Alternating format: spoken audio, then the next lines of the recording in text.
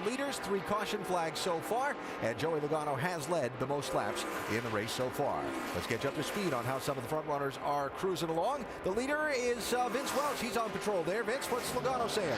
Well, Joey Logano has been real good on the track. His team hasn't been so good in the pits. They cost him 2 spots on that first stop, and Kevin Kidd, the crew chief, got on his crew saying we've got to be better because we're good on the track. And Joey Logano says the car is a little bit tight when he moves up a lane, but otherwise he is by far the fastest on the track, a 10th of that last lap.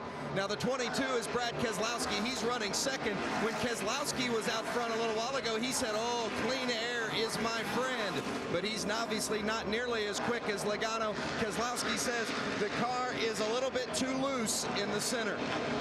Third place is Kevin Harvick, and remember, Harvick said he thought his car would be better on the long run, and Harvick's prediction is starting to pan out. He says the car is actually pretty good, pretty comfortable. They always deal with certain aspects on this racetrack, generally tight in the center, but Harvick says the car is rolling through fairly well. Dave? And Kyle Busch would agree with that. Kyle's car got a little bit better, but he's gone to analyzing the car in front of him to say how much better it's getting off the corner. Crew chief Jason Ratcliffe says, yeah, I see that. It looks like he's going to knock the wall down when he exits the corner, and then somehow it digs right in. They'll work on that information, see if they can employ it on the 18, Jamie.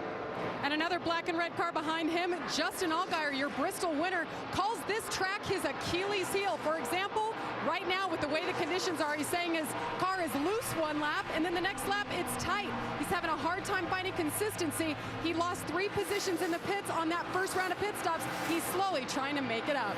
Now behind him in the 32, Reed Sorensen, making just his 2nd start of the season. He's scheduled for 27 races this year with Braun Racing. This weekend having fun in Nashville with Dollar General, his sponsor for this race. He was a guest announcer at the Grand Ole Opry. If you're a country music fan, you know all about that. And it's continuing. His car is great, just a little loose, but he's happy, Doc. Jamie, behind him in 7th spot is Scott Wimmer, who started the race back in 17th. Has driven up as high as 5th, slid back to 9th, and is now driven back up to 7th. We mentioned he is auditioning for a ride. Will be out of this car after this weekend. Remember, Tony Eury Jr. is the crew chief. He has never had a race car at this racetrack, so new to him, but Wimmer is a veteran here. He has top 10 finishes in 8 of 11 starts here, including a win. Now behind Wimmer, the car he just passed, back in 8th position, is a 3-time winner here at Nashville, and that is Carl Edwards. Carl said a moment ago he just barely scraped the wall. So the car's a little bit free going in, tight in the middle, and he's asking in the next pit stop to give me some grip to get up off the corner. He did the tire test here and felt he will have a car that will be a contender in the final 100 laps. Vince. Well, in the 9th spot is at 15 of Michael Annett. Annett, a 2nd-year driver. You know, last year he was impressive as a rookie. This year he's already 7 spots better in the points than he was here a year ago at this point in the season. So Annett expects big things. He likes this racetrack, and so far the car is pretty good. He says it's a little bit free off, and he feels like it's rolling under in the middle of the turns. But he's moved up 3 spots since the start. Looking good so far in the 15, Michael Annett, Doc. Back behind him in 10th position is Paul Menard, who was quietly having a very good year in both the NASCAR Nationwide Series and NASCAR Sprint Cup Series. The first time he has ever run both series full time. He is 7th in the Nationwide points, 11th in the Cup points, and the reason is that they believe that he is getting good track time, lots of seat time on the racetrack. So a good effort for Paul Menard. He says this set of tires a little tighter than the first set. And back behind him is the 11 car. And what an effort here. This car, you know, one of the Braun Racing cars for Brian Scott, an impressive rookie driver. Remember, he's driving with that injured right wrist. He's had a couple of MRIs. They thought the car was a handful in practice and a handful in qualifying, but it's really come to bear here in the early laps of the race. They are anticipating a top 10 finish. Dave. Shelby Howard having a good run. He restarted right now in the 16th position.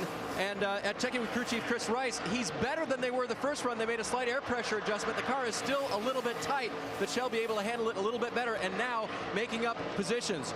Right behind him, the 99 of Trevor Bayne. He's not having such a good time. That car is loose center off. He says the front end is more stable with the adjustment you made, but it makes it snappy loose in the center of the corner. They think they're going to take a spring rubber out of the right rear on the next stop, perhaps. Alan? All right, Dave, thanks. And you see Brendan Gaughan in the 62 there, challenging Bayne for that 13th position. Gone took the green flag back in 21st spot. So, whoa, look out. Oh, hang on to it. Don't lose it there when we got the spotlight on you. Guys are digging real hard, trying to get that groove. That groove on the bottom, though, Alan, is really, really slick still. Guys really trying to arc their cars, utilize as much space they can. Brendan and Trevor racing real hard side by side there. And James Busher in the 1 coming into the picture, as well as Michael McDowell in the 81. Busher, by the way, the biggest mover in the race so far. You see, up 24 positions since the drop of the green flag. You touched on something there, Brad, I want to follow up on with our analysts. Yeah. We talked about a couple things during the race. The morning rains washing the rubber off the track and how soon the track would rubber in. And also, Carl Edwards talking about how with this tire that Goodyear's brought here, he felt like he was able to use the rear tires of the car to drive it. And I wonder if that's why we're seeing both of those things. Dale Jarrett and Ricky Craven, this outside lane be more usable than normally we see it early in a Nashville race. Yeah, I think you're exactly right, Alan. I believe that, what Carl talked about the tire, he was here with the tire test, and even though it was really cold during that tire test, they felt like that they had really done a good job in getting something that would rotate in the center of the corner. And when you make a tire work with the racetrack like that, then you'll find really good things and be able to race all around, Ricky. Yeah, I agree. And on top of that, Dale, is that at this track, you're not going to have a perfect car. You're either going to be tight or loose. So pick your poison. If you're going to win the race, you got to be loose, and you got to be able to drive it loose. Carl Edwards can. You saw that pass for Michael McDowell. He moves into 15th. That's how far behind the race leader he is. That's Joey Logano with a 6/10 of a second lead. We can tell you now that Morgan Shepherd is out of the race. We already mentioned Mark Green, Kevin LePage, Danny O'Quinn. Tony Raines has pulled his car behind the wall for repairs. Stay with us. You're looking from second place Kevin Harvick to the race leader Joey Logano. While we've got this battle going, let's talk about the NASCAR Nationwide Series stop next week. It's Friday. That's right. Mark the calendar. It's Friday, 5 Eastern with qualifying, and the race is at 9 Eastern, both on ESPN2. And then on Saturday, we've got NHRA O'Reilly Spring Nationals qualifying at 11 Eastern on Saturday, and then the final Sunday at 8 Eastern. Again, all of that on ESPN2. This battle has really gotten interesting all of a sudden because he had opened up a nice sizable lead, but then as you pointed out, DJ, Kevin Harvick likes the long run. Yeah, I don't know if it's something with the air pressure that they do or a combination with air pressure and the chassis combination makes for a great car on long runs. They struggle on restarts, so if this race happens to come down to keeping the tires on in the long run, Ricky, he's going to be hard to handle. He is, and I like the fact that he's maintained the bottom. You see drivers move up.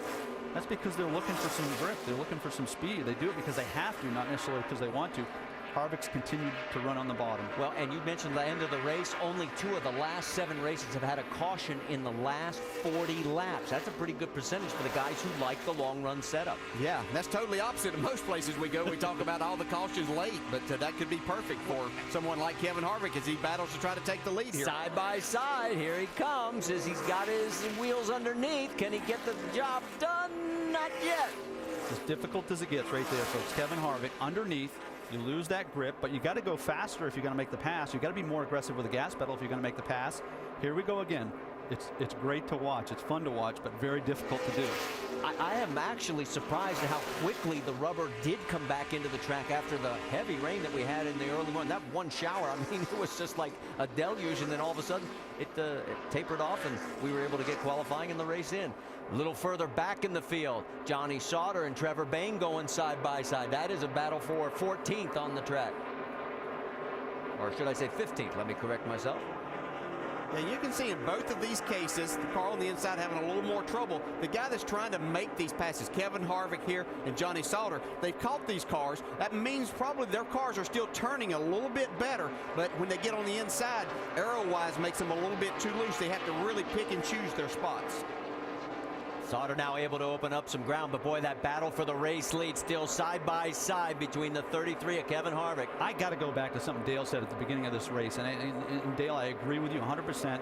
Joey Logano sending a message to his team, to his fans, to his owner, to his sponsors. Listen, I'm just going to fight for every lap. And I agree with everything you said. He's just going to make it hard. Well, Harvick does get around him now, and he takes the lead, so that'll be our 6th lead change among our 5 race leaders. In third place, it's Brad Keselowski. He's 1.1 seconds behind. And then Justin Allgaier and Reed Sorensen in fifth.